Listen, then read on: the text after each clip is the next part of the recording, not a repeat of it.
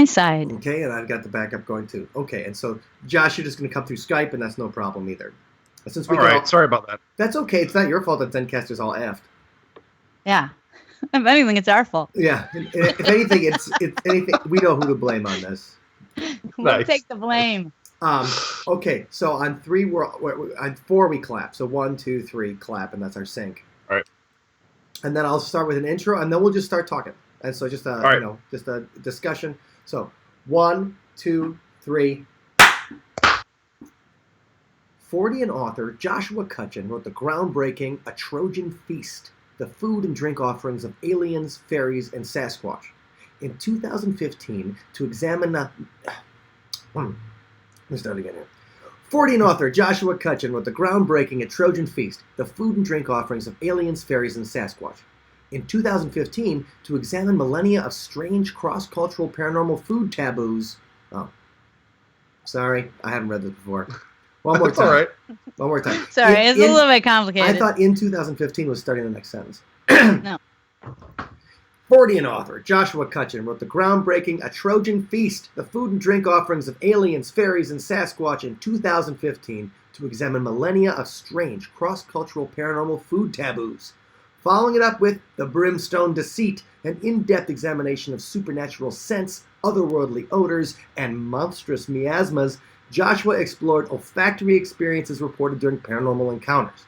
Today he joins us to talk about perhaps his most frightening work to date, his new book, Thieves in the Night, which examines the disturbing history of paranormal child abduction. Thank you, Joshua. It's wonderful to talk to a fellow Badger again. Always an absolute pleasure to speak with y'all. Yes. You're always a highlight whenever I do one of these interview circuits, so I appreciate it. Thank you. You're a highlight, too. We just love your work. And absolutely, I think your work's awesome. And I got to say, Brimstone Deceit changed the way I think about paranormal activity. Oh, that's quite flattering. I really appreciate it. And I must have talked about this in a dozen podcasts, but I'll just summarize it here. That scent of sulfur in all these different encounters, from Bigfoot to UFOs to fairies, to all these different things you talked about in your book, made me rethink my theory on what paranormal experiences could be. And that idea that that smell of sulfur is like that's how we enter program mode. That's the aliens, or that's machinery elves, or whatever like that. Right, that's your trigger. That's our trigger, and all of a sudden we remember it as whatever we decide to believe in, whether it's Bigfoot or whether it's a UFO. So that entire thing gave me a whole theory on paranormal activity that I didn't have before. So thank you, John. Well, you're welcome. It's an idea worth considering. You know, I vacillate sometimes between whether or not I believe it myself, or I think that it's. But I think there's something there. It's not sure what. So right. So just to get in real quick, what inspired you to attack this particular topic? Because as a new parent myself, not really new, about 20 months though, but as a parent myself, and the idea, like, there's a visceral reaction to the idea of anything happening to your child. Like, it's like, you just feel that mama bear. Well, I don't feel the mama bear instinct, but the papa bear. You know, depending on my mood, it could be the mama bear. But any little piece, like anything happening to your kid, like, drives you instinctually mad. So this is the kind of topic that's pretty challenging. What attracted you to it? Well, part of it was that everyone was thinking I was going to do something about sound or touch or something else, right. Sense related. So in my experience, when everybody thinks you're going to zig, it's usually a good idea to zag, keep it fresh. So that was part of it. Part of it was me thinking about, because as much as I enjoyed writing The Brimstone Deceit, and as proud as I am of it, I had to, by nature of the subject matter, really dig into chemistry, which is not something that I was ever enthusiastic about as a student. So I sort of sat back and said, well, what really does get me excited? And that's really fairy lore. So it was partially that. It was also partially the fact that it's probably no secret that I'm not particularly bullish on the extraterrestrial hypothesis as an explanation for the contact experience. I think that I'm open to the idea that there's been extraterrestrial visitation to Earth in the past, but I don't think it describes the lion's share of a lot of entity encounters that people have. So, being somebody who sort of ascribes to a non-ETH paradigm, I realize if I'm going to be intellectually honest, I have to address what I thought of the sort of modern hybrid program theory that you find in a lot of contact lore. And part of me sort of just thought it was nonsense. And I'm like, that's not fair, because there's obviously something there. There's a consistency to a lot of these reports. So, deal with it. Find a way to sort of fit that into your paradigm and see if it changes the way that you think about these things as well. So it was sort of an outgrowth of all those things. And of course, the hybrid thing is naturally, it has some comparisons, some that a lot of people have noticed and some that, I think are a little bit lesser noticed with some parallels to the Changeling Lore. We got to talk about that. Yeah, we should start with that for people who aren't familiar with the fairy Changeling Lore and the idea of it. And the idea of fairies coming in and stealing your kid and replacing it. Can you do just a quick 101 for people who may not be familiar with the idea of the fairy changeling? Absolutely. So it's an idea, it's a concept that you'll find in a lot of worldwide cultures, but it's especially pronounced in the British Isles and Scandinavia and Germanic countries as well. It's the concept that beings from the other world, I'm going to try to keep this as generic as possible, Sure. Beings from the other world will steal a healthy human child and replace it with something different. The way that this manifests, particularly in fairy lore, is the idea that the fairies themselves need genetic material to bolster and improve the health of their own race, which, of course, if anybody's familiar with, UFO hybrid theories, that should sound familiar. Mm-hmm. But the idea that the fairies would take a healthy human baby and leave behind either a sickly fairy child, an elderly fairy person, or some bit of worthless rubbish in its place, cloaked with glamour to appear as a child. And the idea was that people would be saddled with these sickly, unhealthy, peevish sort of children that weren't their own at all.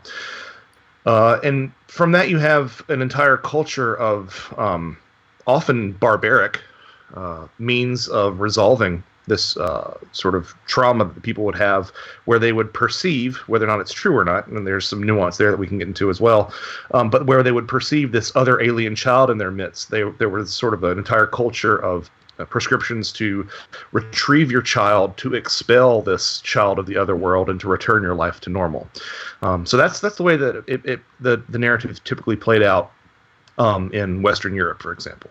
Well, that's really interesting to me too, because just you talking about that brought up the idea, and you can even hear that from parents of autistic kids who say, when they, like, the whole anti-vaxxer thing is that they took the vaccination and the next day, that wasn't my child, or it's not the same kid that it was the day before. And I guess I never even thought of that connection to, whatever side you land on, or whatever side people believe and stuff like that. That idea that this is going back millennia, that one day my kid is a certain way and the next day that's not my child. Right. And it's because this book, more than other books that I've written, deals with a lot of sensitive issues, and I try to speak with some friends of mine who have children with disabilities and ask them, am I handling this in a sensitive way? Because I think that one of the biggest problems facing a lot of paranormal researchers and authors and whatnot is they want to say that everything is one thing. They want to say that every anomalous light in the sky is an alien, or that every sighting of something shaggy in the woods is Sasquatch. And not I come from the school of thought. But it's aliens. No, right. I'm not saying it's fairies, but it's fairies. I come from the school of thought that that probably 80%, well, that's probably a little bit high. The lion's share of, for example, lights in the sky are misidentification. Then there's another portion, a smaller percentage, that are misunderstood natural phenomena, perhaps that we don't understand yet. An equal or smaller percentage that are basically unorthodox or secret military aircraft. And then there's a genuinely anomalous, significant percentage of sightings as well. So I think that you can sort of look at the fairy changeling. You can look at the fairy changeling phenomena in a similar way. Like, I think, honestly, a good portion of these are sort of uneducated attempts for the culture at the time to describe a host of congenital disabilities. And one chapter, a pretty long chapter in the book, details a lot of different candidates, because there have literally been dozens of candidates proposed through the years to describe this sort of changeling phenomena. One of the more persistent ones, one of the more popular ones, is autism, as you mentioned, especially regressive autism, where a child seems to be developing functionally and then all of a sudden has a pretty large setback. So I think a lot of it is that. I think some of it represents a genuine contact with the other world, and I think probably the more controversial idea. I think some of it might actually be both. That there is something extra paraphysical going on, in addition to an actual physical or mental disability that's taking place in the person as well. So a lot of these, legends and fairy lore and folklore that's around it. It's our usual explanation of what the savages did in the past. We talk about what happened, in the those people who needed Carl Sagan's candle in the dark in science to get outside their demon-haunted world. And we have that all in our heads of the way people in the past lived and what they believed, and they were superstitious and uneducated, right? And all and that how kind of much stuff. more advanced we are. That's a conceit that we have in modernity. Yeah, even though the DSM changes every couple of years, there are no blank spots on the mental map anymore. It's always right. Like, oh no, we have everything figured out as a species, as a culture, which is it's hubris, I think. Yeah, and that's a great point you just made, Josh. What he was referring to out there is the American Psychological Association has this diagnostic and statistical manual that comes out every few years. And I remember when I was in college, we studied the DSM-4. And since then, it's been the DSM-5, and all these things that were in the DSM-4 that I learned when I was in college and taking the psychology major, that might have been classified as disorders or might have been classified as something pathological, has now converted to, well, that's just kind of the way it is, or things change, and even in our modern world, we're constantly changing that.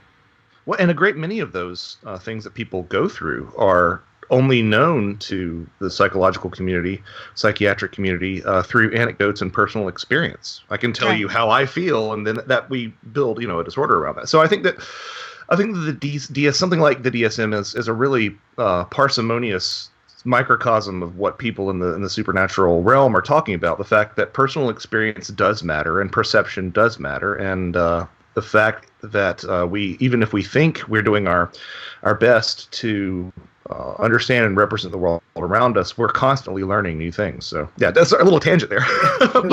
but I think it's a valuable thing to think about, because as you mentioned just there, where do you think we get science from? It's from listening to people's experiences. Mm-hmm. I was talking with a skeptic friend, not so long ago, and he said, well, Al, I told him an extraordinary experience I had. And, really, I explain away just everything. And finally I had something where I'm like, nope. I don't think that would be disingenuous to explain that away, because really I can't. And he said, and I answered to that, well, Allison, I've learned not to trust my senses or my perceptions. And I'm like, dude, I understand what you're saying there, because there are optical illusions, but there are all kinds of illusions, let's just say. But if you didn't pay attention to experience, then we wouldn't have any science or any basis of knowledge at all. Yeah, exactly. That's a really good point too. Perception is the basis of science, like you said, and some things are more easily to demonstrate for people's perceptions. Some things are more replicable than others. Absolutely. It's generally, ball lightning, which was sort of laughed at one point, is generally accepted as a genuine phenomena nowadays, but it's impossible to replicate. Doesn't mean it doesn't happen. So it's somebody that I follow and am internet friends with. Magician Gordon White once said that you don't measure quarterback's performance in a laboratory, and you don't measure tides in a sink. So you have to. There's certain parameters that have to be met that can't be met. In the replicability of a laboratory, and that's a major stumbling block. That's a great way to put it. And I just wanted to ask you, Josh. You had mentioned something there before that, fairy lore. I mean, that's what really motivated you and excited you. And I really love reading about fairies too. And I just wanted to ask, like, what about the fairies gets to you? So I have to sort of do a gut check every now and then, because I think that at one point, the term fairy was used basically the way that we use paranormal or supernatural now. So in other words, they'd say, "Oh, that's fairy." So it's easy to go down this rabbit hole of everything seeming like it's all fairy lore, which I'm guilty of myself. So I sort of had to check myself for that. But at the same time, there are specific things that were attributed to the fairies, as opposed to just the sort of concept of fairy in general. The fairies, the fae folk, the good folk, that are highly resonant with the modern UFO contact experience. There was a point where I wasn't sure if they were really sort of describing the same thing. I'm sort of the opinion now that they're definitely describing the same thing. Does that mean that we're misinterpreting alien abduction as fair? Does it mean that the people of the past, were misinterpreting alien abduction as fairy abduction, or does it mean that we are misinterpreting fairy abduction as alien abduction? I don't know. I actually am kind of fond of the idea that neither of them are accurately describing what we're going through. But I think it's that sort of explicative power and these little resonances that you find that are really shocking.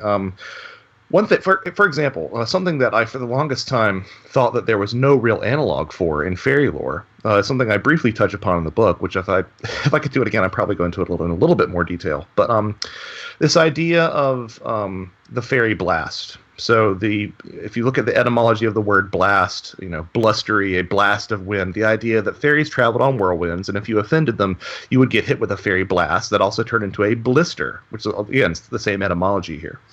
And this sort of blister, this fairy blast blister, would manifest as either a blister or a tumor or a lump, and inside would be detritus. And it's one of those things where I was like, that's kind of an analog for the modern, alien implant phenomenon. Yeah.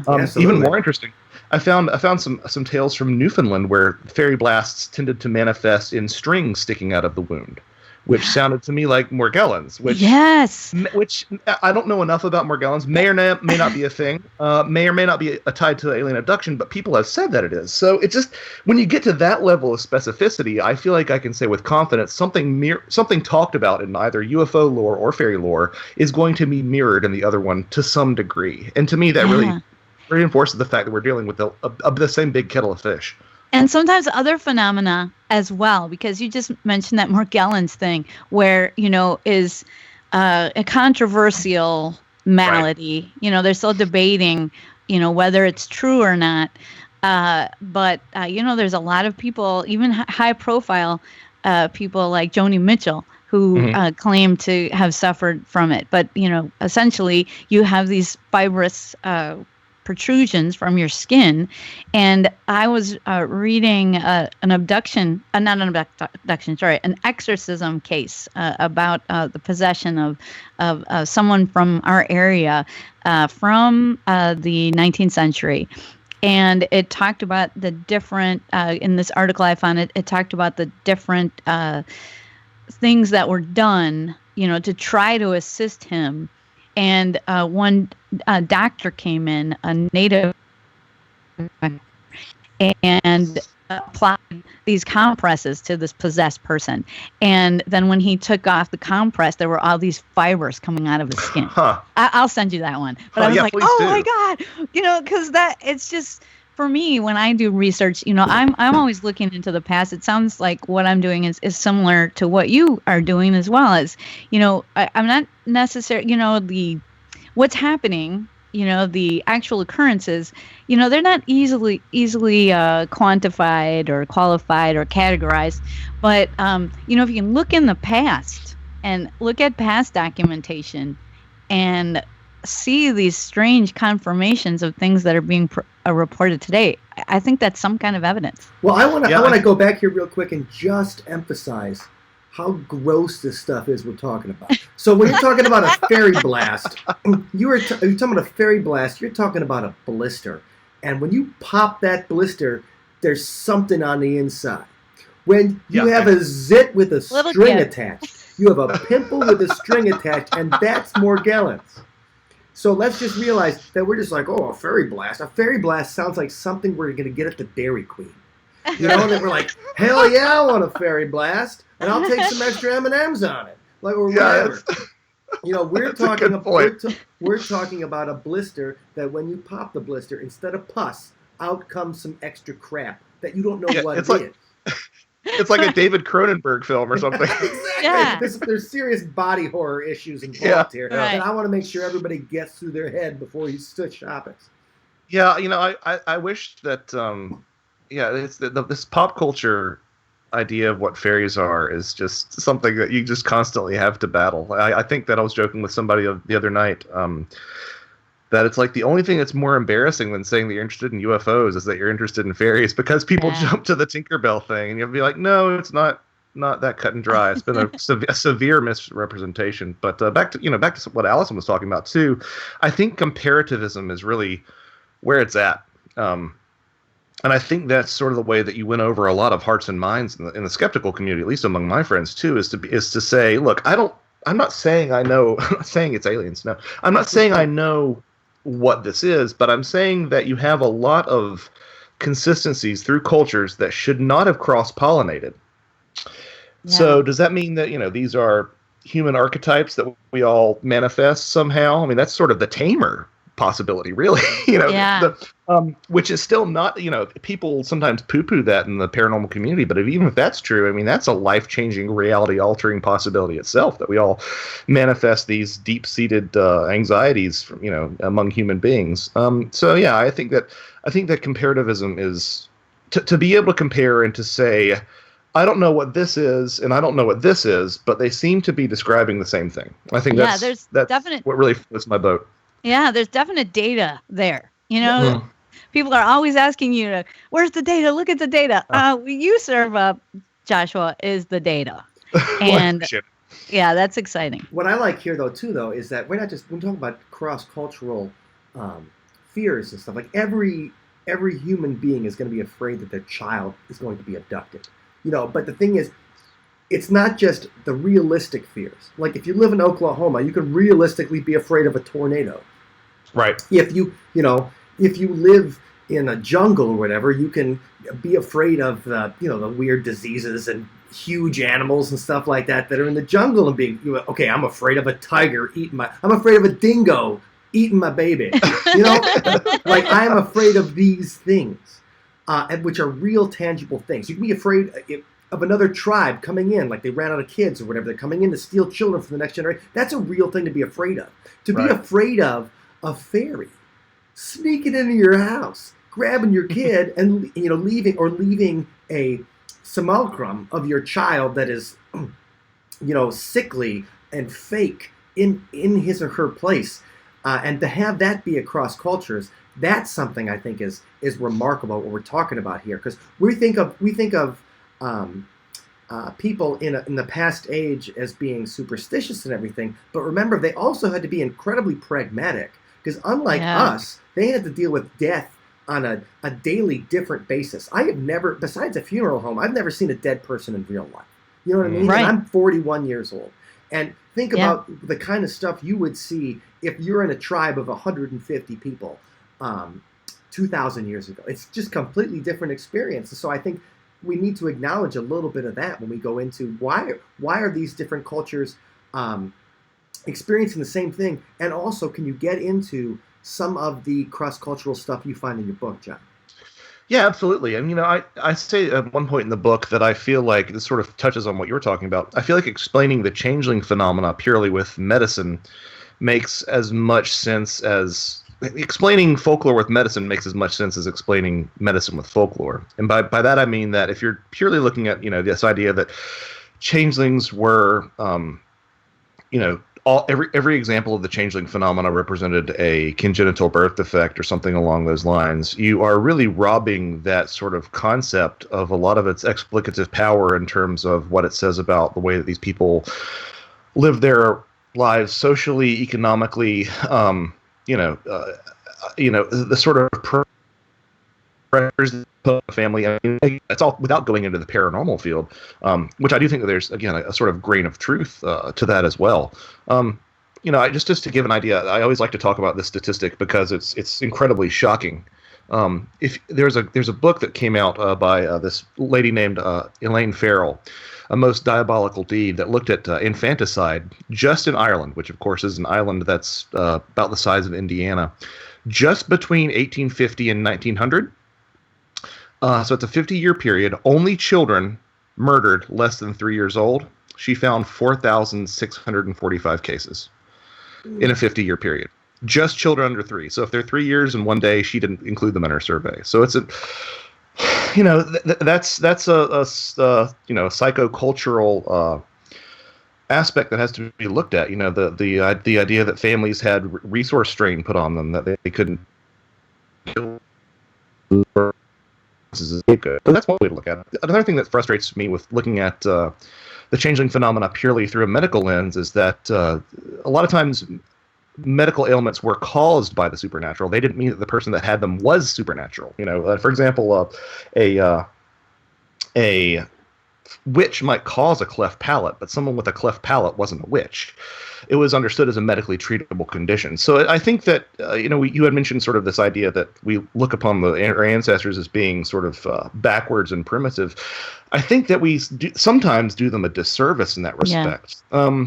But in terms of sort of the cross-cultural implications, you'll find fairy lore amongst pretty much any region's indigenous people. For example, I just read the other day that there is not a single First Nations tribe in the Americas that doesn't have some sort of belief in some sort of fairy-type people. And cross-culturally, they're almost always short in stature, subterranean dwelling, and love to take children. And you'll find this, for example, there's a version of a sort of African changeling. It's not quite a changeling, but it's got a lot of the hallmarks of it. Among the Yoruba of Nigeria and Benin, it's called the Abiku, which are the race of these elemental spirits who will actually take up residence in a pregnant woman's belly and will actually substitute their spirit for the spirit of the human child, and will come out, and their job is to make the parents just feel awful, like have a shortened lifespan, and to just be really peevish and cantankerous. And the idea is that the more money that they throw at getting their child to feel better, that's money that this Abiku will actually take into the afterlife. So it's sort of like a get-rich-quick scheme for this little changeling. And it's interesting because there's so many parallels between that and sort of the changeling motif. Even if you look outside Western Europe, you'll see these things. Something that's really interesting. We mentioned this idea of the fairy blast, this idea that the fairies could travel on winds. The Hopi of the American Southwest felt that whirlwinds could cause miscarriages. Of course, the British fairies would come in on a whirlwind and abduct people, especially children. So there's sort of a parallel there as well. You'll find that similar beliefs regarding whirlwinds amongst both Jews and Muslims in the Middle East. These are not cultures that should have discussed or had this transmission of shared cultural beliefs. Similarly, one of the most efficacious means of preventing child abduction in the first place was the implementation of iron, which you'll find literally all across the world. You'll find it in India. You'll find people driving iron nails into trees in China. And you'll, of course, find some really striking stories of people in the British Isles leaving scissors in the bed of children or dangling. My scariest one was, I believe it was in Yorkshire. There was a child who had an iron knife dangled right above its nose in its crib to protect them from the fairies. Everybody doesn't do that? Yeah, right. Yeah, I got one in just the other room. I could walk over there and take it out and cut a stick with it. Well, that's... we were talking about why I'd sort of come to this book and also like what sort of inspired me to write it. I kind of wanted to write something because people heard that I wrote books about the paranormal and supernatural, and neither of my first books are really that unsettling or scary. And I wanted to write something that was a little bit more made me a little bit squeamish, and was sort of a Yeah. little bit more creepy. And man, this book takes you to some dark places. I mean, when you find yourself writing about the harvesting and gold leaf plating of fetuses in Thailand for black magic purposes, you know that your life has taken a strange and possibly wrong turn. Oh my God. It's just dark, dark stuff. And a lot of the means of prescribing, the most common cross cultural means of ridding yourself of a changeling was abuse. I mean, it was, for example, in the case of, we'll return to the British Isles in a second, but for the case of the abiku, after the child was dead, you would slice its skin and stuff hot peppers inside and spices that supposedly would make the spirit of the deceased alien otherworld child put them in pain. But in other parts of Western Europe, you saw children being abandoned, burned, boiled, drowned, all in this effort to quote unquote put the fairy out of them. A lot of people have talked about parallels between the UFO abduction experience and changelings in terms of the way that the alien hybrids look like, in terms of their appearance whenever people are introduced. But there are a lot of other little bits and pieces here and there that are connected to the hybrid theory that I don't think people have really realized, and abuse is one of them. I think that there is some sort of through line between children suspected of being fairy babies being abused, miraculously returning, whether or not that's a depossession of the child, or the child has been snapped back from an altered state of consciousness, but the child returns and now has often a spiritual sort of path in their life. Plenty of children rescued from the fairy realm would grow to become ministers, or they would have special abilities like telekinesis and clairvoyance. Well, one of the things that John Mack pointed out was the prevalence of alien abductees to have abuse earlier in their lives. And what do alien abductees often come back with? They often come back with a more spiritual bent. They often come back with not often talked about, but profound synchronicities, telekinesis, less telekinesis, but more telepathy, activity in their homes, all those sort of things. Abuse is also a strong component of the shamanic path in indigenous cultures. People would have a sort of brush with death as an early child, be taken to the spirit world, and after that point they would be on a spiritual path and would be able to have certain ideas about where the herds of animals were moving for the hunt and what the weather was going to be like, and would act as spiritual intercessors for the tribe. So that's a consistency that I think has sort of gone underappreciated between changelings and alien abductees and shamanic initiates. Well, number one, that's terrifying and dark in its own kind of way, because we even think about one of my friends was a paranormal investigator in this group in Milwaukee, and he eventually, he had a criminal justice major, and he eventually, after going on a dozen investigations, was like, these are all just child abuse cases, and I can't even take it anymore.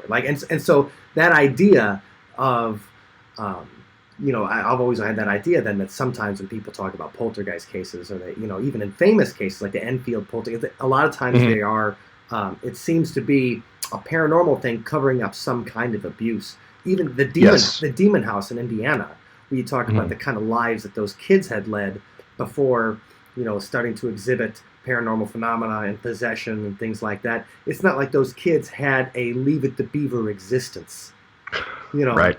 And so you think about that, and the first thing that comes to my mind is always the thing, well, parents do some gnarly stuff to their children, horrible things, and then it's the fairies' fault, or it's the poltergeist fault.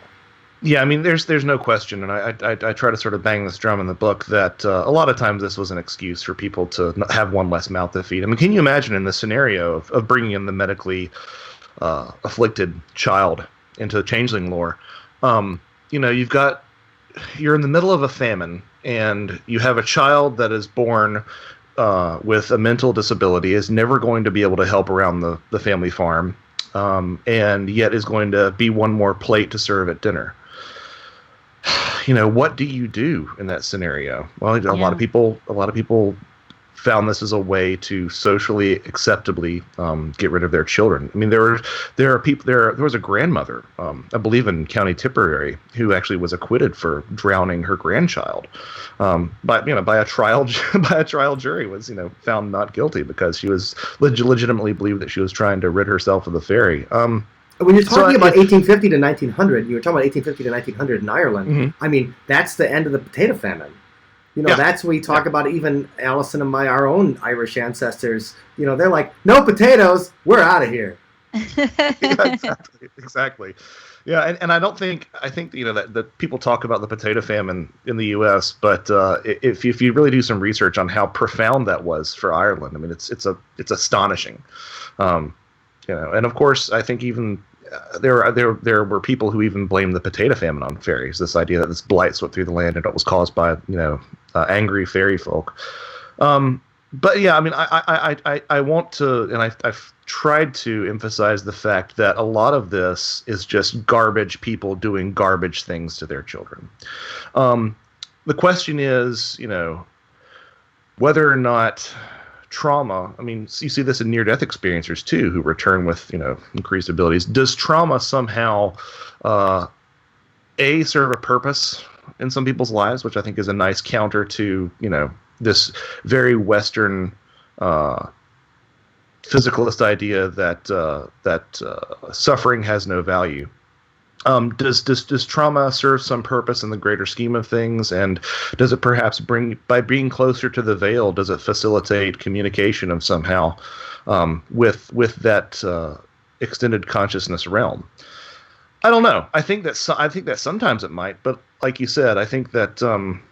No, I don't think. There is no shortage of people who took advantage of this to do absolutely horrible things.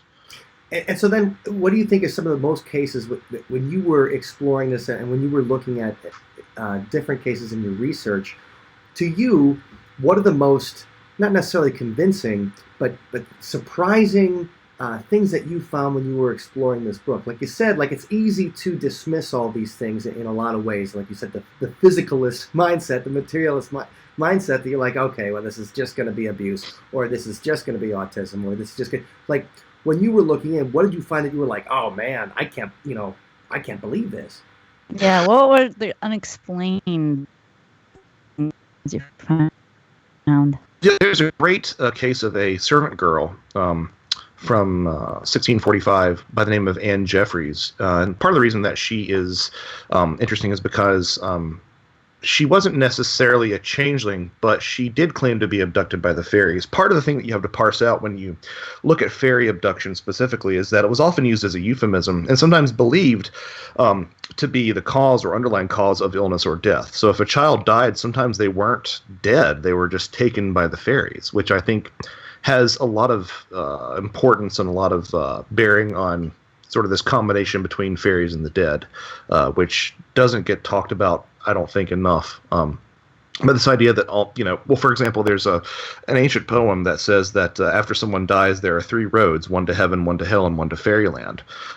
So while I'm not endorsing the idea of this as limbo, the idea that perhaps that's another place that the soul can go, or staying here on our realm, on our earthly plane, while in spirit form is sort of fairyland. But that's a perfect idea, though, because the idea that if a child hasn't been baptized yet, they have to go to, right. The Catholic idea that they go to limbo, this place between heaven and hell, because they haven't been baptized, so they're not Christian yet, so they can't just go into and be accepted by Jesus. But they didn't do anything bad because they're innocent, so they can't go to hell either and be punished by the devil. So they go to this place in the middle, this limbo. And the idea of when you die, I'd pick fairyland every time, to tell you the truth. Yeah, well, and it's interesting because in some cultures, for example, in Cornwall, unbaptized children who passed away became pixies. In almost every fairy tradition, where there's a Christian culture dominating, fairies had the most power over children in the liminal stage of being unbaptized. After birth, before baptism, that's when children were most at risk of being abducted. Anne Jeffreys is interesting because she's sort of an outlier. She had fallen ill, as opposed to being abused or actually apparently being in a unsuitable household. And while she was ill, she said that she was actually among the fairies, which to me sort of suggests that means that she was in an altered state of consciousness. And while she was there, she took a fairy lover who actually spurned some jealousy or caused some jealousy among some of the other fairies, who eventually, in their jealous rage, covered her eyes, and she heard a sound like a millions of flies buzzing in her ears, which that buzzing sound can be heard in both altered states of consciousness and the modern UFO abduction scenario.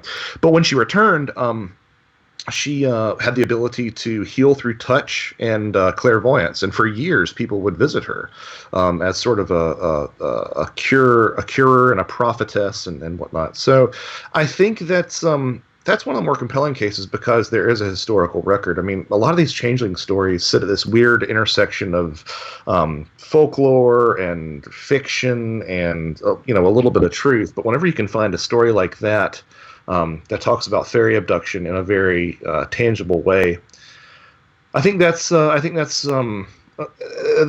that there's a little more something going on. There was also a child from oh Lord, I believe it was Wales, by the name of Giddo Bach, who was a young child who loved to sort of ramble around the countryside and would often disappear and claim that he was playing with fairies. And one day he disappeared, and 2 years later he reappeared, having not aged a day, on his mother's doorstep in the same clothes, saying that he had been dancing with the fairies.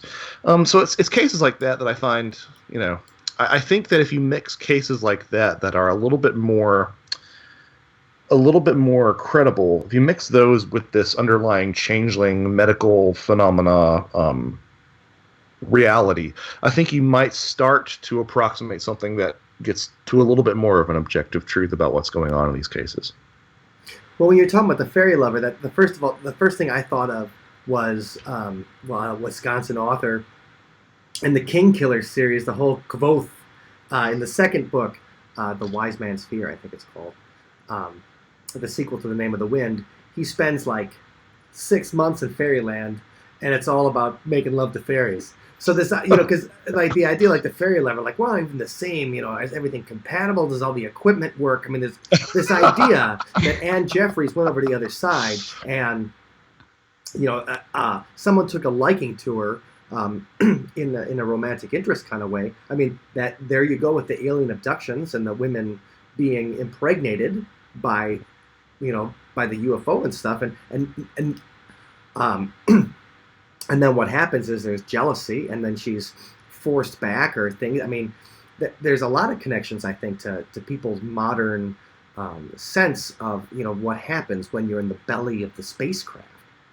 Yeah, no, I completely agree, and that that sort of motif of mixing bloodlines with the other world can be found in, obviously, you think about the ideas of the Nephilim in the Bible, and in Eastern traditions, the idea that emperors would have the blood of the dragon mixed into their bloodline. I even found an Indian case, a pretty old Indian case, where it was believed in folklore that a mysterious man would steal a woman in a whirlwind and take her up to the highest top of a tree and make love to her and give her this half-human child. So it's a really common motif, and I do feel, like you said, I feel like it's a little bit. You have to acknowledge that there's a similarity between modern UFO lore and those older cases. And our physicalist, science fiction drenched, I would say reductive sort of Western paradigm is that we want to make these into little scientists in spacecraft. But I think that very rarely do people often entertain the idea that the gods were aliens, but they rarely entertain the idea that the aliens are gods, because that's superstitious, which is just kind of a chuckle at. Another one for your whirlwind thing. In Oneida tradition, actually in the larger Haudenosaunee tradition, people commonly call them the Iroquois, but that's not what they call themselves. So the Haudenosaunee people, which includes the Oneida, Mohawk.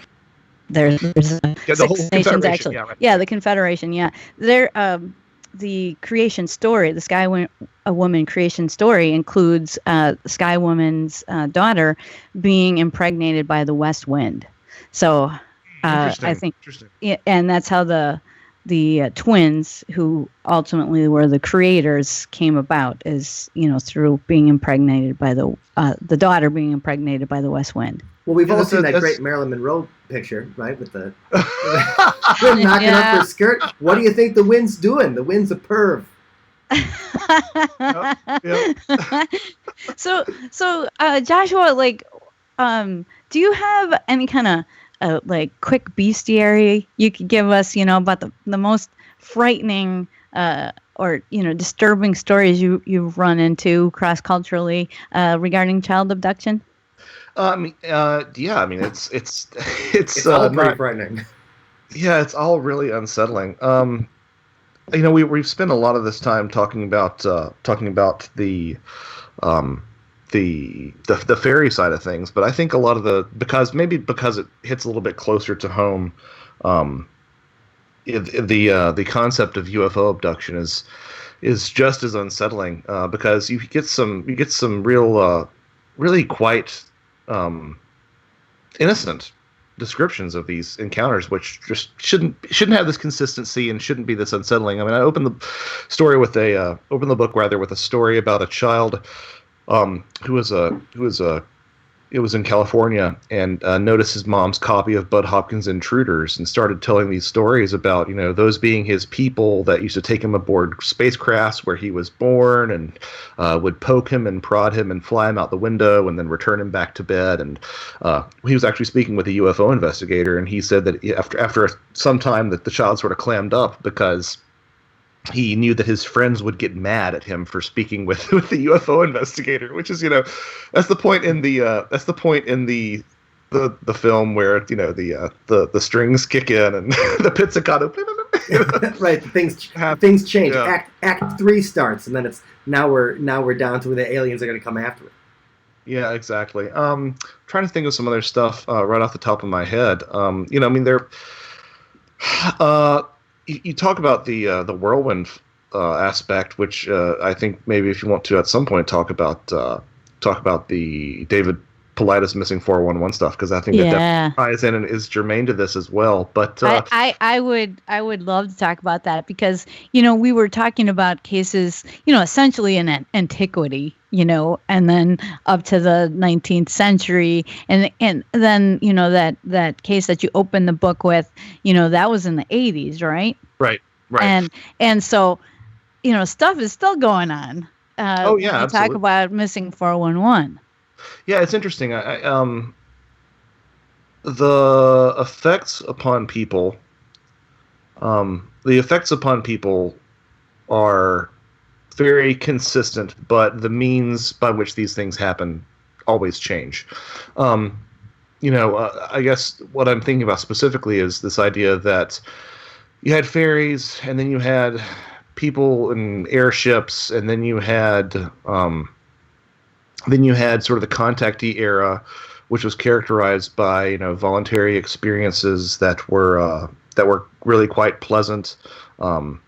And then this all sort of morphed into the alien abduction era, where you had these unpleasant experiences that were very involuntary, non-consensual. And now I sort of suspect that the missing 411 thing is kind of another unfolding of this sort of concept of people and quite a lot of children who disappear. And if you look at a lot of these cases, a lot of the criteria, I mean, it's sort of like a paranormal Rorschach test, right? It says more about what you're interested in than it does objectively what's happening. And right. So saying that, I realize the irony in saying that it seems to map on irony in me saying that it seems to map onto fairy lore more closely than anything else. I mean, it's established at length that fairies tend to be more active in inclement weather, which is something you find in a lot of these missing 411 cases. They had a preference for intelligent males, which you'll see in some of these missing 411 cases. Similarly, you'll find, in some of the missing 411 cases, people with mental disabilities disappear. Oftentimes, they're the ones who are found because they can't articulate what's happened to them, which, of course, that sort of ties into what we've been talking about with changelings and that sort of cognitive, sort of a congenital disability idea. You will find that people returning, if they are found, are in a trance. You'll find if people are found dead, they'll often be missing articles of clothing. Well, one of the means of returning from fairyland, if you found yourself there, was to take off your clothes and invert them. Not saying that everybody is aware of this, but maybe that's describing something that people are compelled to do when they're in this state or something. But that is sometimes when people find people dead or whatever, they'll with clothes inside out, or it looks like the clothes were put back on them. The idea, and the clothes are put back on incorrectly. Like the fairies don't know about tags. Yeah, exactly. Tag goes on the inside, guys. Cases of alien abductions where people are wearing clothes inside out too, which I don't know if that means. It's just one of those things that supposedly it's who knows, maybe something about doing that, the inversion of the normal, facilitates a return from the other world. But you'll find a prevalence of streams and boulders in missing 411 cases, people disappearing in those, which are traditionally fairy environments. I mean, it's been something that's a fact that gets propped up a lot and talked about a lot, but I think it's still worth saying is that, in Iceland, they still, divert roads around boulders that are supposedly fairy houses. It's a very close association with that as well. And then something that Pilatus himself said, there seem to be a lot of people who disappear while berry picking. Well, if you look in the literature, that's one of the most common places to encounter berries. Fairies is around berry bushes. Fairies like berries. Fairies love berries. There's a wonderful book that I recommend for anybody who's interested called The Good People. It's a collection of essays, and the editor of the essay collection actually contributes a chapter that's all about berry picking in fairy lore in Newfoundland, because there's a large transmission of Irish culture over to that part of the world, and we're talking about like maybe just shy of 24 cases, modern 20th century cases, where children are found in a daze after visiting berry bushes, and when they can remember, they talked about encountering these little people who brought them back. Also, kids who went to go berry picking and disappeared as well. So, I think but at the same time, it's disheartening because I see all these parallels with this that honestly I think map on better than a serial killer roaming the national parks. Honestly, map on better than Bigfoot somehow managing to control the weather. Map on somehow better than aliens hanging around berry bushes. But I don't see a lot of people really talking about how this is kind of the piece of this is the jigsaw puzzle piece that almost fits. There are some rough edges and you kind of have to wedge it in there a little bit, but I don't see a lot of people talking about that. And I think that part of that's that fairy stigma, the idea that you hear fairy tales and you're like, oh, ha ha ha, fairies, but right, yeah. And David Pilatus, he doesn't attribute anything in specific for all these disappearances, but and that's what we're talking about here. If you're new to the missing 411, David Pilatus is this researcher who has looked into disappearances in the national parks, over decades, and found some really unsettling comparisons between those disappearances. And so one of those things is, was the kid near a berry bush? Was the kid the last in the line? What was the kid wearing? Like certain colors. Yeah, I mean, certain colors could have fit the fairy folk too. If you wore red, that was bad. If you wore, in sort of an inversion of what we associate with St. Patrick's Day, if you wore green, that was actually bad and might get their attention. Sorry to interrupt. Our fairies' bloods are crips is the big thing. Like, what are you supposed to wear when you're in fairyland? Yeah. Probably not crypts. Probably not crypts because they had no blood. Sorry, probably not bloods because they had no blood, rather. The idea was that there are a lot of things that you hear about why fairies had sort of aversions to certain colors. The idea with green was that it was sort of reserved for them. This is our color, don't wear green. That was such a profound fear that a series of sort of disasters, including a fire in Newfoundland, was actually attributed to the issuing of green postage stamps because they felt that the fairies were envious of the green postage stamps. The red color thing, It's interesting. You'll find some lore that says that red could repel fairies, some that red would attract fairies. The idea was that red sort of either reminded them of the fact that they were bloodless, similar to the idea that sharp instruments like knives and whatnot, swords that we've talked about, reminded them that if they got pricked, they wouldn't have any blood, and they could never find salvation because they weren't human. That's sort of a Christianized idea of that.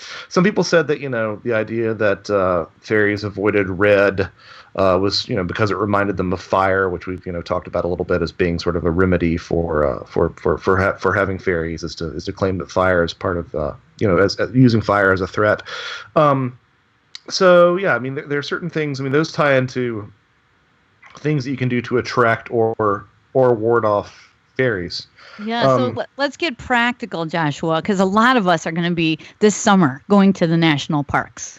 So how, folklore-wise, from all the research you've done, all the cross-cultural connections, how can we protect ourselves and our children? Should we all be wearing iron nails around our neck, or what can we do? Well, I'm putting the iron knife above my baby's bed tonight. Oh, I do not endorse that. Yeah, I mean, carrying a bit of iron. There was one folklorist who said that a nail was as efficacious as an iron sword would work. Christian iconography supposedly would work.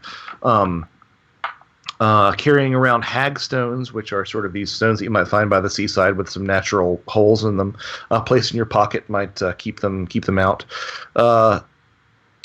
Tying a bit of red string around a child was considered a way to prevent them from being abducted. Again, this idea that sometimes it enrages the fairies, sometimes it gets them, sometimes it repels them. It's sort of a crapshoot. Sure. All these things, carrying a bit of breadcrumb or a bit of salt in your pocket would also keep them away. The idea, salt has is sort of almost like a primitive antibiotic, but it could also ward off decay and death because it has preservative properties. And bread seems miraculous because it, basically has allowed humankind to have the sort of agriculture as they have. It seems like a divine gift. So those are all things that you could do. But chief among them was always get your baby christened as soon as possible. Right, don't get your baby hauled off to fairyland. Well, yeah. Josh, we could talk to you all day about this kind of stuff, and I'm really enjoying the conversation. But we're almost out of time, and I kind of wanted to get to, as someone who this is your third paranormal themed book, you obviously have a fascination and a really deep knowledge of fairy lore and all this kind of stuff. So as you were going through this particular book, what changed in your perception of the phenomena or in your belief system or anything like that? So when you started the book, did you have a certain set of beliefs that by the end of the book it had changed your mind or altered your perception? Yes. Over the course of research, I found more and more problems with hypnotic regression. I think it's an effective tool for behavioral modification, but it's not necessarily effective or shouldn't be used as bulletproof of an experience. Now, at the same time, I do cite a lot of hypnotically regressed, contact experiencers, because even if what happened to them isn't quite as they remember under hypnotic regression, that it's still interesting that there are motivic parallels between their experiences and older folklore. So that's sort of one thing that I came around on. The other thing that I came around on really is that it was disingenuous of me to write off the alien hybridization program as sort of silly bunk, which I honestly did to a certain degree. I still don't think it. I don't think that I don't think that there are a lot of people interpreting it as it for what it truly is. I think that I think that it's more about manipulation and theater, but I think that there's something significant to what's happening to people who recall, being taken aboard a UFO and seeing their hybrid child. Something else that I sort of started to suspect, and again, I hope that I change my mind, because I think that if anybody gets stuck in a mode of thinking, it means that they aren't growing. But I've started playing with the idea that the entirety of the paranormal isn't kind of just one big ghost story. I mean, you have this very close fairy association with the dead that we mentioned. There are plenty of parallels that you can draw between the near-death experience and alien abduction. Some alien abductees have actually seen deceased loved ones in the craft. I talk about Bigfoot a little bit in the book. Maybe Bigfoot is a Neanderthal ghost. So sometimes I wonder if we're not just dealing with this giant, as cheesy as it sounds, everything is kind of a spiritual plane ghost story sort of solution to all this. Who knows? I don't know. Like I said, I hope I don't stay there for very long. But that's an idea that sort of that got stuck in me after getting halfway through this book. Well, I think that's an interesting thought, Josh, because I had that exact same kind of thing. And that's almost a full circle type of thing, because when you go back to when we go back to tribal thinking, or we go back to thinking of before what we consider the Renaissance and the Age of Enlightenment and all that kind of stuff, everything it's like this is the work of God, or this is the work of the spirits, and everything is our side, and then the other side, whatever lies over there, and that's going to be demons and spirits and the dead and all this kind of thing. When now we have this, Bigfoot's actually a certain kind of like an Australopithecine or something. We go back to that, and then the aliens come from Cygnus Beta, and ghosts are actually visitors from a different dimension. So instead of having all of these different cabinets or categories, we put everything in. This is scientific, and this is extraterrestrial, and this is spiritual. I've had that same kind of thought, exactly what you're talking about. Like, no, it might just all be the same thing. Yeah, it's interesting. I think the fact that people are more willing to, because I mean, honestly, the flesh and blood Bigfoot and nuts and bolts alien spacecraft ideas, I think, are a little bit on the wane, and so some of these more alternative ideas are having a little bit more of a resurgence. And I would draw that closely to a sort of mini theory that I've been kicking around in my head of this constant cycle that mankind goes through, from paganism to religion to atheism, which leads to people turning back to paganism, which leads people to wanting to codify it with religion, people rejecting religion in terms of atheism. And if you look at the way that sort of paganism, neo-paganism is on the rise, I wonder if that we're not just seeing sort of the symptoms of that cultural shift in the realm of the paranormal.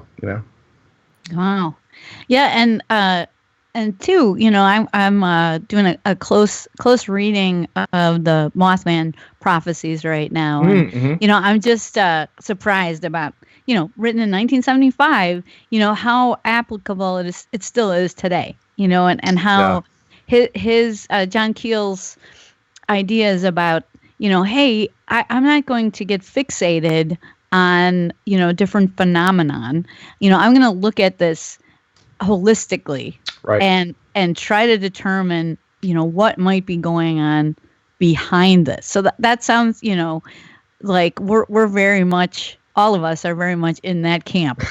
Yeah, absolutely. Yeah, really well put. I think time is going to continue to be kind to John Keel and a lot of his ideas. And plus, it's a really fun book. Let's not forget that the Mothman Prophecy is a really fun book.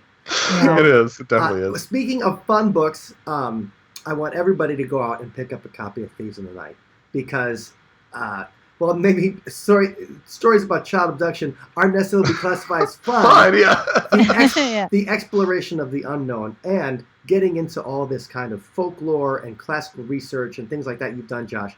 It's fun to visit that kind of research and that quality of authorship. And we certainly, I'm a guy that reads a lot of paranormal books, and I'm a guy that hates substance. a lot of paranormal books. It's fun to see some substance, and we want to thank you for that. Well, I really appreciate thank you. it. Thank you so much. And so if people want to pick up their copy of Thieves in the Night, where can they go get it? You can pick it up on Amazon or Barnes & Noble. Kindle edition is not out yet, but should be out soon. But so far, paperback from both those vendors. If you want to stay tuned, because I've already had some people asking about a hardcover edition, which my other two books came out, and I don't think there's been any news on that, but you will find updates on all that at my website, joshuacutchin.com, as well as links to where you can buy the book. Fantastic. Thank you, Jeff. Thank you. Okay. Let me make sure everything's